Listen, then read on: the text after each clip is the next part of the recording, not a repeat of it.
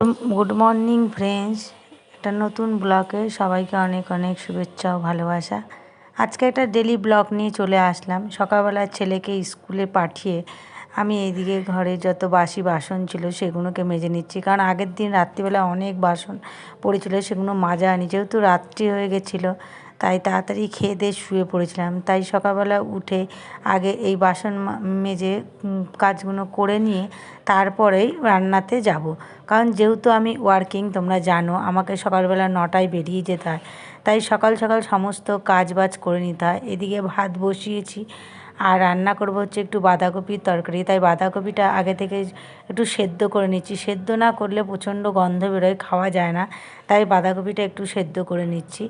আর এদিকে ভাতটাও দেখছি অল্প হয়ে এসেছে, তাই ভাতটাকে নামিয়ে নিলাম। আর এদিকে একটু ঘরে ইলিশ মাছের মাথা ছিল, তাই ভাবলাম যে মাছের মাথাটা দিয়েই বাঁধাকপির তরকারিটা রান্না করে ফেলি।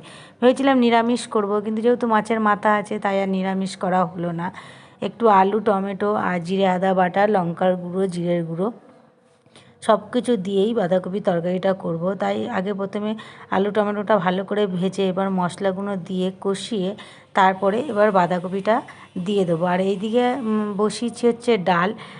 ভাবলাম যে বাঁধাকপির তরকারির সাথে একটু ডাল হলে ভালো হয়, তাই ডাল বসিয়েছি। ডালটা মূলো আর শিম দিয়ে করব, তাই অন্য গ্যাসে ডালটাকে বসিয়ে দিচ্ছি। ওইদিকে ডালটা ফুটছে আর এদিকে আমি তরকারিটা রান্না করে নিচ্ছি। তরকারিটা করতে করতে ঘরের অন্য টুকিটাকি সব কাজ সেরে নিচ্ছি। আর এদিকে তরকারিটা আলুটা কষানো হয়ে গেছে, তাই বাঁধাকপিটা দিয়ে দিলাম, দিয়ে ভালো করে কষিয়ে নিলাম। আর এদিকে ডালটাও মোটামুটি সেদ্ধ হয়ে এসেছে। বাঁধাকপিটা সম্পূর্ণ হয়ে গেছে, তারপরে ঘি গরম মশলা দিয়ে একটু নামিয়ে নিলাম। আর এদিকে ডালটাও দেখলাম হয়ে গেছে, তাই ফোড়ন দিয়ে নামিয়ে নেব। তারপরে স্নান টান করে রেডি হয়ে নিচ্ছি, যেহেতু আমাকে বেরোতে হবে। যত তাড়াতাড়ি করি না কেন প্রতিদিনই সেই দেরিই হয়ে যায় দোকানে যেতে।